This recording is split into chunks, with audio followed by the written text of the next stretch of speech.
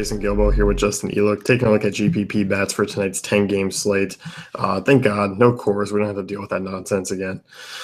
Yeah, I mean, it's been for the most part, I won't say a bust, but, last night it was all about the Mets. I stacked cores, of course, like most people did, but like we were talking before the show, I mean, it was pretty obvious. If you didn't stack the Mets, you lost.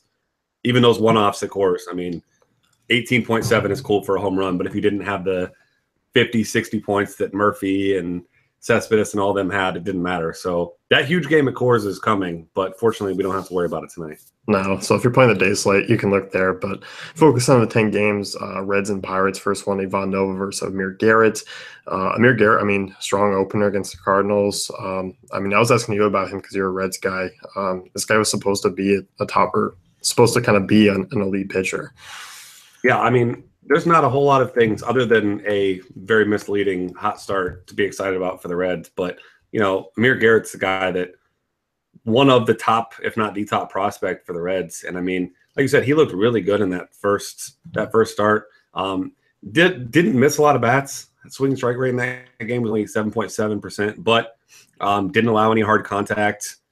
Kept the ball in the park. His fly ball rate was a little bit high, but this is a guy that, in the minors didn't give up many home runs at all. I mean, in 2015 at 140 innings, 0.26 homers per nine. I mean, that was single A, granted, but 77 innings in double A last year, didn't give up a single homer. So, I mean, he's a good pitcher, and this is a Pirates offense that, is one of those teams that you got guys like McCutchen. Polanco was hot for a little while, a year or so ago, but a lot of aging guys in this lineup that really just aren't the hitters that they once were. And it's not to say that they won't get back to form because, I mean, McCutchen's still young, but, Marte's really the only guy in this lineup that scares me.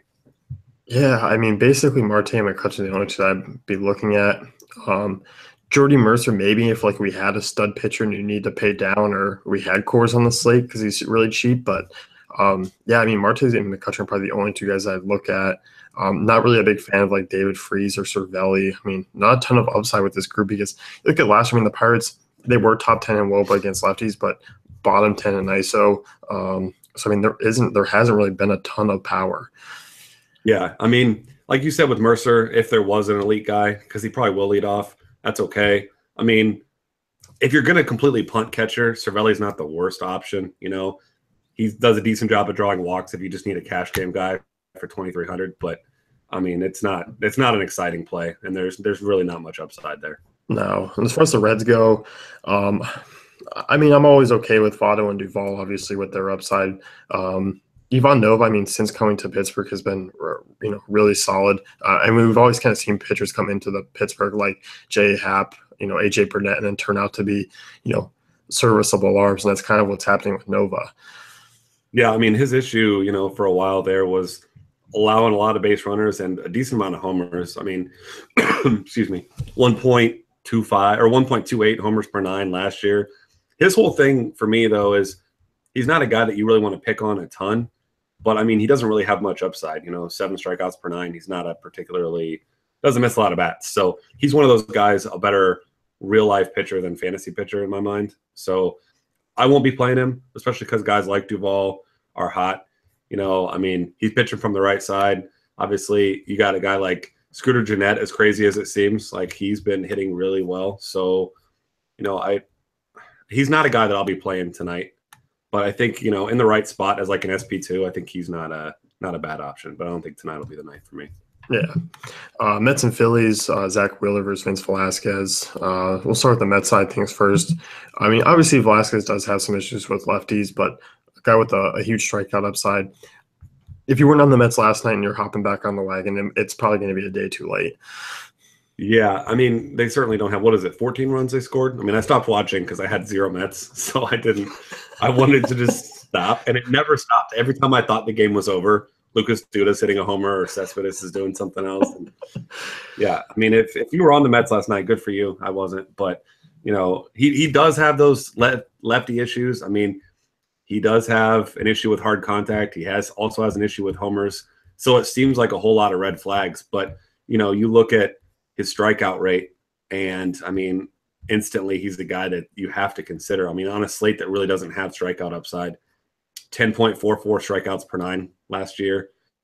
Like I said, too many fly balls, too many homers, really too many walks. But, this is a guy that if his command is there, he still struck out 10 batters in his first start. I mean, give up 4 runs. So I'm not going to be playing Mets. I think this is the perfect spot to fade him. That's not to say they can't do well here. I think they can. But I think they'll be way over-owned for this matchup. Yeah, I'm with you. I mean, I'm much more on Velasquez than I am on the bats. I mean, I can see a couple one-offs here if you want to go that route. I mean, Asdrubal Cabrera's had a really nice start to the season. I'm okay with using him. But outside of that, I mean, I'm a little off of these guys. As far as the Phillies bats go, Zach Wheeler, I mean, first start coming off the injury or, missing the season. He's a guy I probably won't be picking on. I mean, I can see using guys like Saunders or Franco or Odubel Herrera, basically the Philly stud hitters, but basically just one-offs here. Yeah, Wheeler's a guy that I was super excited about a couple of years ago before his injury, and he was actually now on with Jay Bruce. I mean, the Reds were actually trying to trade Jay Bruce for Zach Wheeler, and I don't know exactly what happened, but something fell through. But I was excited about him, and I know he was awful in his first start. And, you kind of hesitant on it. And this is still, like you said, there's a couple pretty good hitters in this lineup, but I'm still a fan of Zach Wheeler. I think I'm going to play him in a tournament or two tonight. I mean, I saw a stat earlier. It said it's been 924 days since he's thrown a pitch. So, I mean, obviously there's some issues there, but I mean, his fastball got to 97 there. So, I mean, he's still got good stuff. I think he just needs to kind of settle back into his role and get used to actually pitching again. I mean, it's been almost 2.5 years. So definitely. Yeah, I still like him. I'll play him a little bit. I mean, he's cheap tonight. If you want big bats, I think he's the guy I'll play. Yeah, I mean, and he didn't get hit hard in that first one. I mean, that's the one thing to look at. Brewers, Jays, Marcus Stroman versus Chase Anderson. Marcus Stroman's a guy that I like tonight. I'm not particularly fond of using Milwaukee Brewers here, but I mean, I'm okay with maybe the lefties. I mean, Travis Shaw's had a decent start to the season. I mean, at GPP, Jonathan Villar is always intriguing with the stolen base upside, but it's probably about it for me on the Milwaukee side. Yeah, I mean, I think for cash games for me tonight, I think it's Stroman. It's a guy that I want. Like you said, a couple of those guys have some upside, but not a lot of guys that really worry me a lot. And, Stroman doesn't have huge strikeout upside, but I mean, he's just been consistently good. I mean, had a solid first outing. Obviously, at Tampa Bay, it's different than at home against Brewers, who do have some big bats. But, I mean, there's not a lot of safe options. You got Lackey against a bunch of power lefties there for Los Angeles. Stephen Wright's not a guy I play in cash games. Everybody else kind of has a bunch of red flags for me. So I think since I'm playing him in cash games, I think he'll be popular there. I don't think I'm really going to have any Brewers outside of maybe Villar. Yeah. And on the Jays side, I mean, Chase Anderson, big-time reverse splits pitcher, gave a 392 WOBA to righties last year, 1.90 home runs per 9. I mean, facing a righty-heavy lineup, I mean, outside of Kendrys Morales, who's still dangerous from the left side, I like the Jays' bats. I'm hoping Donaldson's back tonight. But even if he's not, I mean, front 4 or 5 here, definitely in play. Yeah, I mean, this is definitely one of my favorite stacks here. Like you mentioned, those reverse splits. I think a guy like Jose Bautista, I wrote him up in the article. He's off to just a horrible start so far this year, but still a guy. I mean, he's fairly cheap, 3,400 on FanDuel, and despite the fact that he's got 1 extra base hit so far, I mean, the guy still walks a ton, so you get a decent floor with him, and against a guy who might just be the worst pitcher in baseball in righty-righty matchups, gives up a ton of hard contact, a ton of power. I mean, I think this is just a perfect spot for Bautista to just go off. So I'm on the Jays big time, and I think Bautista is definitely my favorite. Yeah, I'm with you there. I really like their prices over on FanDuel. I mean, both Travis and Bautista are vastly underpriced for what they can do. Yep. Atlanta, Miami, Tom Kohler versus Jaime Garcia. This game, I feel like it is a good GPP game at target as far as like bats go. I mean, I like Freeman. I mean, we saw the upside. I mean, we've seen the power kind of really come around over the last year and a half or so because everyone else basically on the Braves side lacks power. Yeah, I mean, I think this, I'm with you on this one. I think this is one of the most probably strangely exciting games for tonight because, like you said, there's no top pitcher. You got to pick some spots. Kohler, really struggles against lefties. There's a couple good lefties in that lineup. And I mean, we know Miami last year was the sneaky team against lefties, or not sneaky to us, but, you know, one of those teams that they have a lot of really good hitters against lefty. I mean, Stanton, in my book, still the best hitter on the planet against lefties. And I mean, his numbers were actually down last year, and they were still among the best in the league. So, you know, I think Stanton, if you're playing one lineup tonight, I think Stanton's the one guy you have to have in your lineup. I mean, you play him instantly. Yeah, I'm a big fan of Stanton as well. I mean, I'm kind of bummed Marcell Ozuna went off for 2 homers and 6 ribbies last night, but Yep. I don't mind going back to him. I mean, he's a solid guy against lefties. It's kind of a bummer because, like, you know, if you wanted to stack, Martin Prado is always a good guy against lefties to kind of plug and play too. But outside of that, I mean, JT Realmuto is better off against righties and lefties. I think basically Stanton and Ozuna are the only two that I'll be looking at. Yeah, I mean, it's nobody else really has much upside. I mean, I guess you could play a guy like D. Gordon, but I mean, he's only got 2 stolen bases here, and he's definitely regressed back to the hitter we know he was. I mean, he had that ridiculous start, what was it, last year, and then obviously got busted. But I mean, the guy's not a particularly good hitter. Slightly better than Billy Hamilton as far as, you know, speedsters go. But I don't really want to pay his price tonight. What is he? I mean, 3,200 on FanDuel doesn't seem expensive, you know, but there's definitely some other bats that I'd rather have tonight. Yeah, so I'm more just kind of getting the power bats here in this one. Great. Baltimore, Boston, Stephen Wright, Ubaldo Jimenez, one of the higher totals on tonight. Looking at Baltimore first, Stephen Wright, I mean, it's always tough to know what you're going to get out of him. He does pitch particularly well in the cooler months of the year and then kind of struggles as things warm up. Baltimore also didn't particularly hit him that well last year either in a couple starts. No, I mean, looking at 64 at-bats against him from all these current players, and they've only got 9 hits, 1 double, 1 homer. So he's a guy that, you know, we know that the thing about the Baltimore bats is they're the ultimate GPP team. You know, you either target them with a pitcher that nobody's really going to be on, a guy like J. Happ. We saw him do well against them, or you just load up on him because everybody top to bottom has power. But, you know, being a knuckleballer, like, it's an interesting spot because normally BVP numbers aren't very indicative in small sample sizes, but, you know, you're either the guy that can hit a knuckleball or you're not. And it doesn't look like many of these guys have had much success in that split. So, you know, for me, I don't think I'm really going to have a lot of Baltimore bats, as weird as that sounds, with this high total. I think the Boston side's the one I want more here. Yeah, I'm with you. I mean, I'm much more inclined to attack Ubaldo Jimenez. And speaking of BVP, I mean, if you want to look, there's a decent sample size of these Boston bats, and they hit Ubaldo pretty good. Yeah, I mean, at this stage in his career, I mean, pretty much everybody does. I feel like the only way that he could become a better target is send him back to Coors Field and just give us one more start of Ubaldo in Coors Field. I don't know. Maybe they play Colorado later this year, and I'll be really excited to see that. But, I mean, the guy is just arguably, I'd say, if you ask me, I'd probably vote for him as bottom 5 starting pitcher in baseball right now. I mean, he's a guy who can put up those decent numbers, but, I mean, there's no upside there. He pitches to contact, doesn't miss any bats. Hasn't given up a lot of home runs to these guys, but, I mean, there's a couple guys who have just still hit him really well. I mean, Xander Bogaerts is 7 for 20. Mookie Betts is 8 for 19. Pedroia is 11 for 32. I mean, it's a horrible spot for Jimenez against a team like Boston. It's a pretty patient team that puts the ball in play, and that doesn't bode well for a guy who literally cannot miss bats to save his life. Yeah, and really struggled against lefties too. I mean, 377 will allow 1.48 home runs per 9. Fenway's a tough place to find lefty power, but I mean, I like Benintendi here quite a bit for his price tag.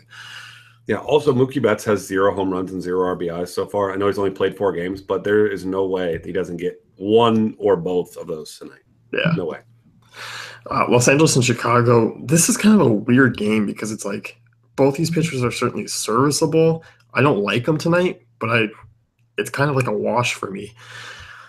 Yeah, I mean, Brandon McCarthy is a guy that I like more on Twitter than on Baseball Diamond. I mean, by the way, he is probably the best athlete to follow on Twitter because he's absolutely hilarious. But, I mean, he's, like you said, another one of those guys that's kind of a better real-life pitcher than he is a fantasy pitcher.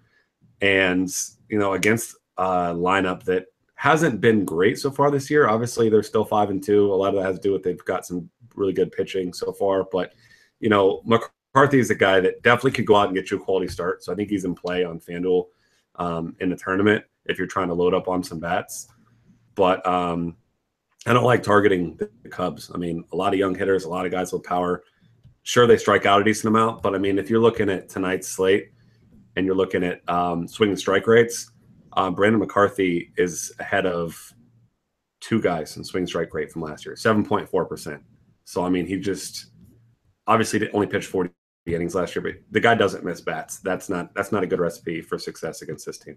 Yeah. I mean, I like the big bats here. I mean, because there isn't really a ton of strong pay-up options and because there isn't a big pitcher, I'm okay with using like Schwarber, Bryant, and Rizzo. Obviously, we know the upside in tournaments is huge.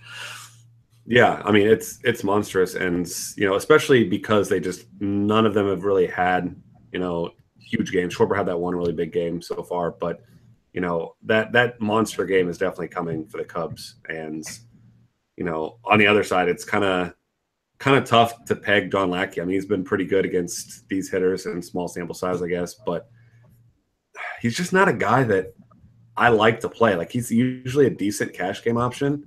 But the weird thing was we saw that he had the highest swing strike rate in 2016 of any starting pitcher who's going tonight, which is really interesting. And, I mean, we know a lot of these Dodgers guys like to swing away. So, I mean, I think he's a guy that's got a decent floor here. But I think I still prefer Stroman. Yeah, I do too. And, I mean, with that being said, I think Dodgers bats I mean, I can see Seager in a tournament, but as far as other guys, I mean, I'm not a big fan of Gonzalez in tournaments. I don't think really the upside's quite there with him. Turner's questionable tonight. I wouldn't mind Turner if he's in the lineup.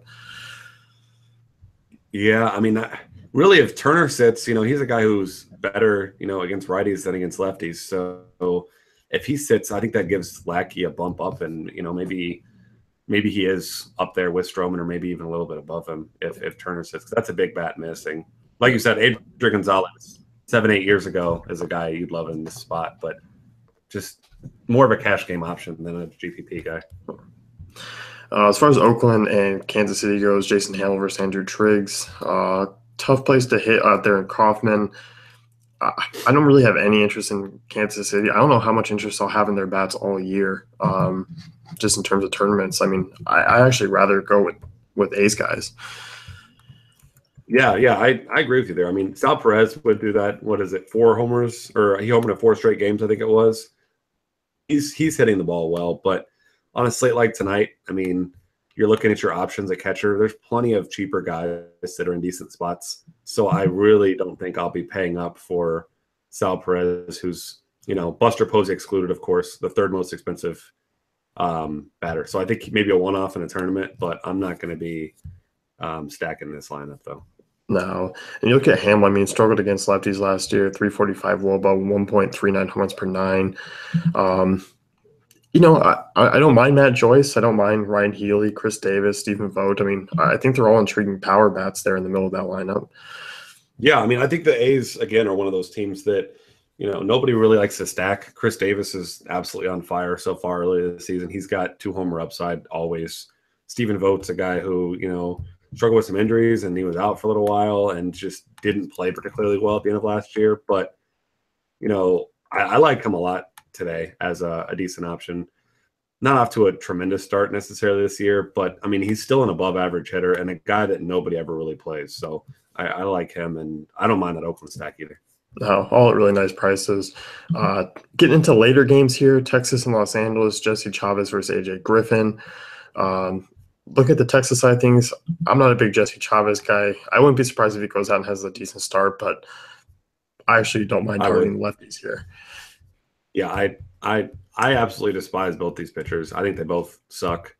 I mean, Chavez had that string over a couple months where he was, I mean, not unhittable by any means, but he was very good for a couple months. And I mean, ever since then, he's kind of fallen off. I mean, I just don't think he's a particularly good pitcher. I mean, last year, 67 innings, 1.61 homers per 9 batters.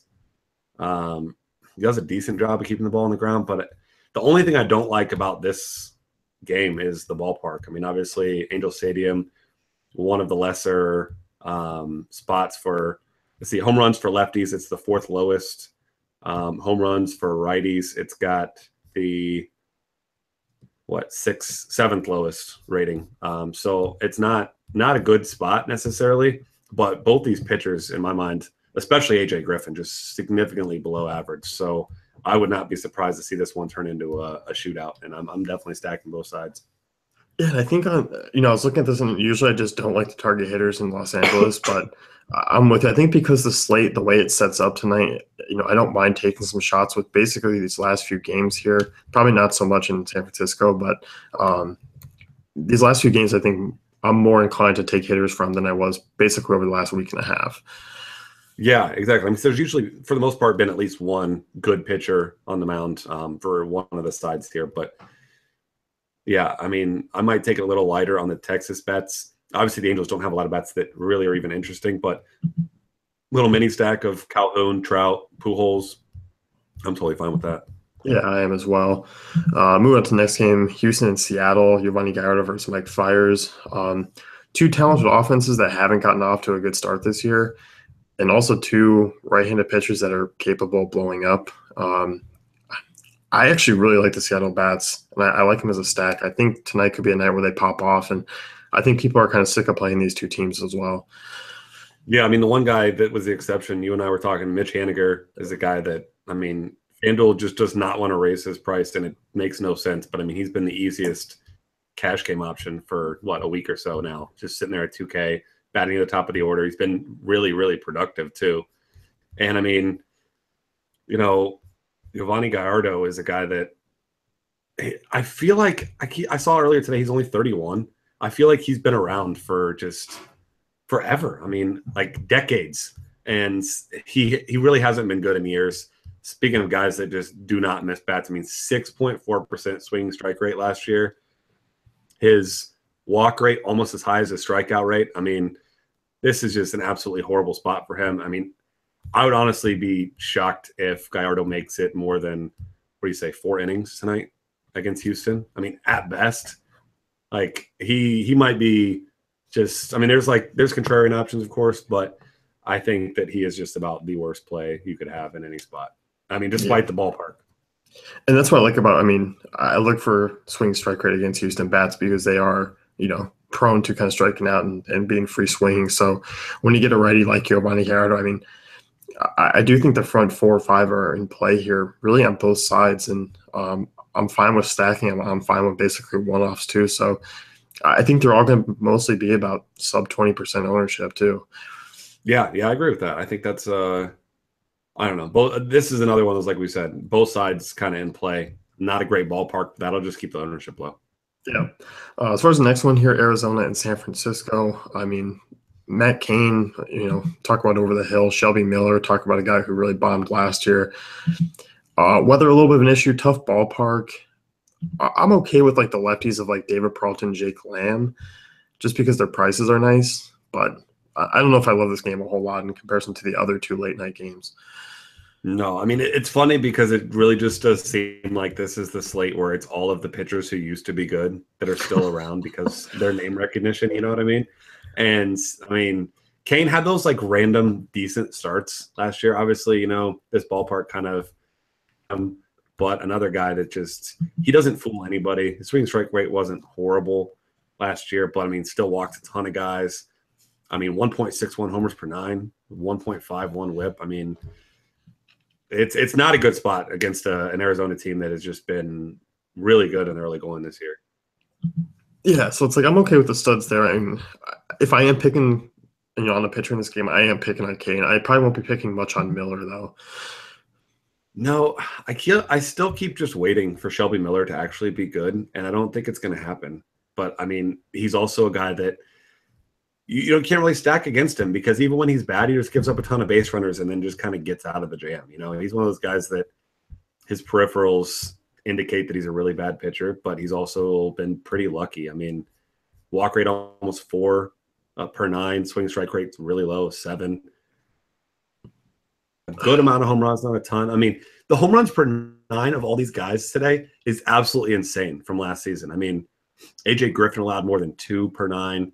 You had, 4 guys with at least 1.4, 6 guys with at least 1.3. I mean, I think this is going to be a really high scoring slate tonight. I'm glad that there's no, Clayton Kershaw or anybody that you need to get in your lineup tonight, because I think your best bet is to just get as much power in your lineup as you can. Yeah, I do too. I mean, I'm looking for the big home run hitters, and as you said, with the home runs per 9, home runs should be there tonight. Yep. Let's wrap things up here with us. You can check out dailyfantasycafe.com for all great tools and content.